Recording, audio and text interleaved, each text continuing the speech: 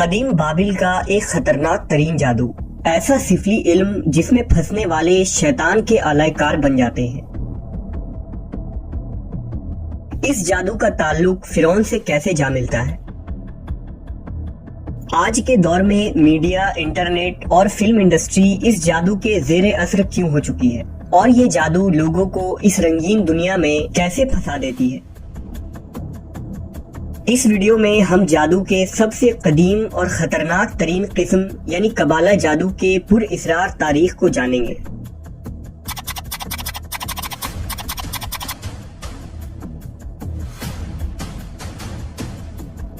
ہماری اس دنیا کے متوازی اور یکساں ایک اور دنیا بھی موجود ہے جہاں خیر اور شر کی جنگ مسلسل جاری ہے، لیکن ہماری آنکھیں اسے دیکھنے سے قاصر ہے۔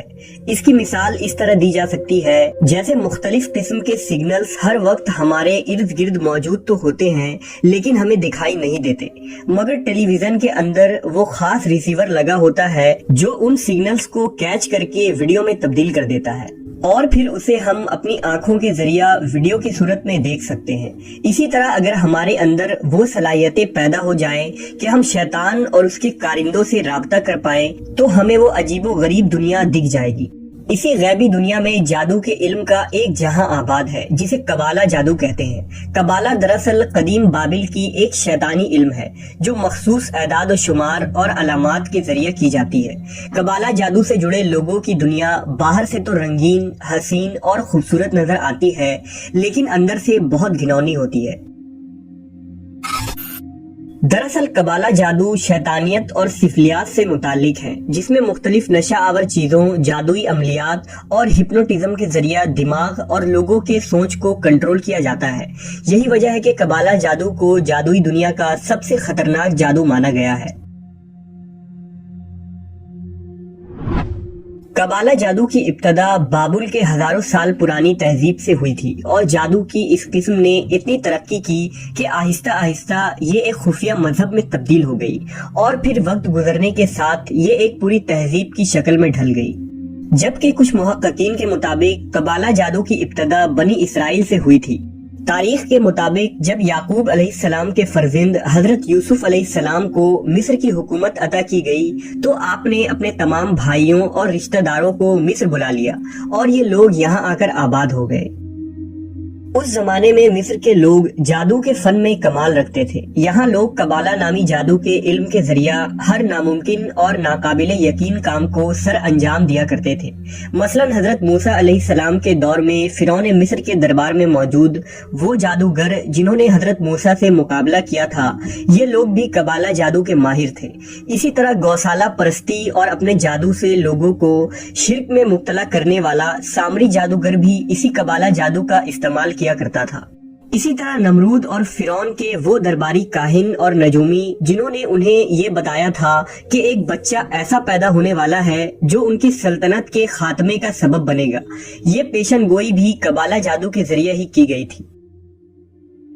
لیکن ایک وقت ایسا آیا کہ حضرت موسیٰ علیہ السلام کو اللہ نے حکم دیا کہ وہ اپنے قوم یعنی بنی اسرائیل کو لے کر فلسطین کی طرف ہجرت کر جائیں۔ لہٰذا حضرت موسیٰ بنی اسرائیل کو سمندر کے راستے نجات دلوا کر مصر سے نکل گئے، اور فرعون اپنے لشکر سمیت سمندر میں غرق ہو گیا۔ حضرت موسیٰ بنی اسرائیل کے ساتھ فلسطین میں آباد ہو چکے تھے۔ چونکہ بنی اسرائیل نے مصر میں کئی برس گزارے تھے اور قوم فرعون میں رہے تھے، اس لیے ان کے اندر بھی غرور و تکبر، ماہر جادوگروں کا علم اور دنیا پر حکمرانی کے حربے آ گئی تھی۔ اس لیے فلسطین آ کر بنی اسرائیل رفتہ رفتہ سرکش اور نافرمان بن گئے، اور مصری جادوگروں سے سیکھے گئے قبالہ عملیات اور جادو کو اپنے مقاصد کے لیے استعمال کرنے لگے۔ بنی اسرائیل نے جادو میں مصری جادوگروں سے بھی زیادہ مہارت حاصل کر لی، اور اسے اپنے دشمنوں اور مخالفوں کو نقصان پہنچانے کے لیے استعمال کیا۔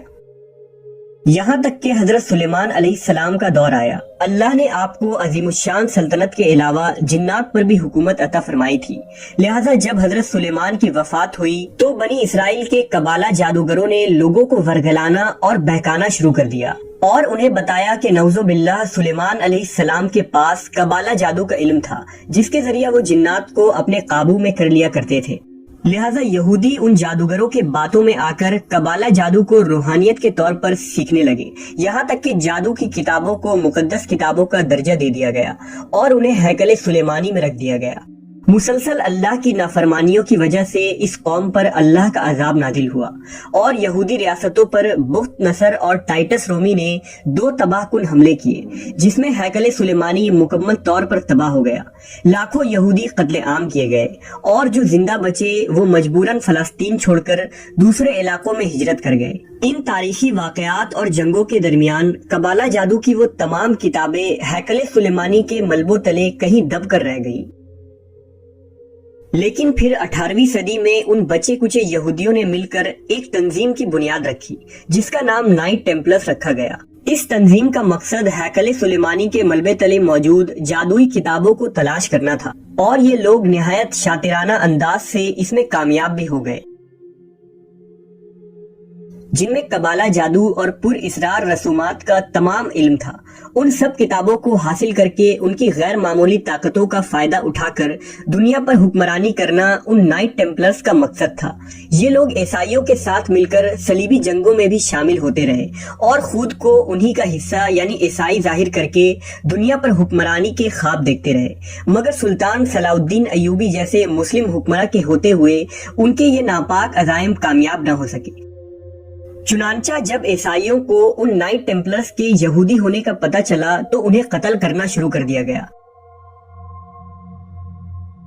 जिसके बाद मजबूर होकर ये नाइट टेम्पलर्स स्कॉटलैंड हिजरत कर गए और फिर आहिस्ता आहिस्ता वहां से अपना असर रसूख पूरे बरतानिया तक फैला दिया। बहुत जल्द ही ये लोग दुनिया के तमाम वसाइल पर काबिज होना शुरू हो गए, यहाँ तक कि जायदाद, किलो, जागीरों और दुनिया भर के तमाम वसाइल पर इनका कब्जा हो गया। ये तंजीम दुनिया भर के तरबियत याफ्ता और तजुर्बाकार लोगों पर मुश्तमिल हो गई। इस तंजीम का सरबराह ग्रैंड मास्टर कहलाता है और उनके नायब मास्टर कहलाते हैं। ग्रैंड मास्टर का हुक्म उनके लिए खुदा का दर्जा रखता है। इन नाइट टेम्पलर्स ने ही यूरोप में सूद की इब्तिदा की और इस तरह बैंकिंग सिस्टम की शुरुआत हुई। जदीद दौर की खुफिया तंजीम यानी इल्यूमिनाटी और फ्री मेशंस इन्हीं नाइट टेम्पलर्स की शाखें हैं। कहा जाता है कि दुनिया के मुकम्मल आबादी में से सिर्फ 1% इल्यूमिनाटी मौजूद है, जो कि दुनिया के अमीर तरीन लोग हैं और ये 13 ब्लड लाइन्स यानी खानदान है जो नस्ल दर नस्ल शैतान की पूजा करते चले आ रहे हैं। ये लोग दुनिया भर के फाइनेंशियल सिस्टम और रिजर्व बैंक के मालिक हैं और 80 से 90% वसाइल पर इनका ही कब्जा है। पसे पर्दा उनके मकासद शैतान को प्रमोट करना होता है।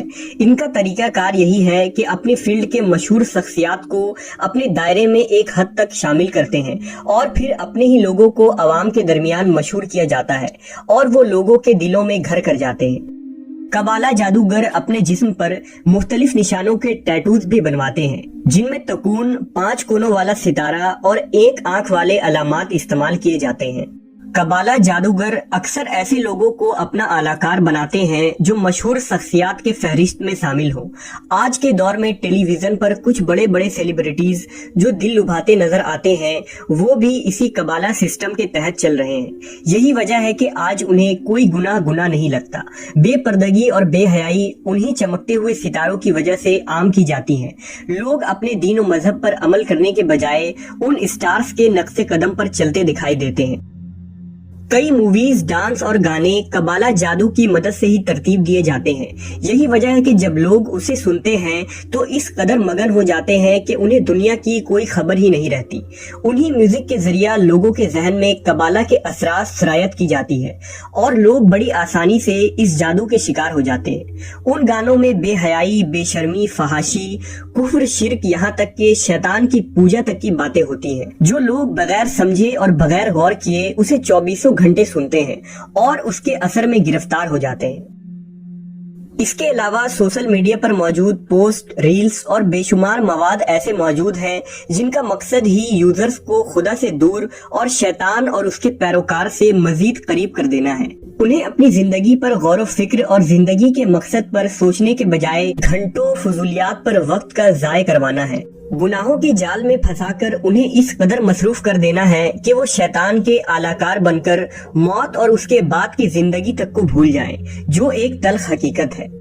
آج یہ قبالسٹ جو میڈیا پر بھی پوری طرح کنٹرول رکھتے ہیں، وہ دنیا میں رونما ہونے والے حالات کو ہمیں اس طرح دکھاتے ہیں جیسے شیطان کے یہ پیروکار ہمیں دکھانا چاہتے ہیں۔ آج حال یہ ہے کہ خود مسلمان توہم پرست بن کر قرآن و حدیث سے دور ہو چکا ہے، جبکہ شیطان کے ہر شر اور چالوں کا حل قرآن کریم میں موجود ہے۔ لیکن ہر کمال کو ایک دن زوال ضرور ہے، بہت جلد یہ تمام فتنے اپنے اختتام کو پہنچنے والی ہیں۔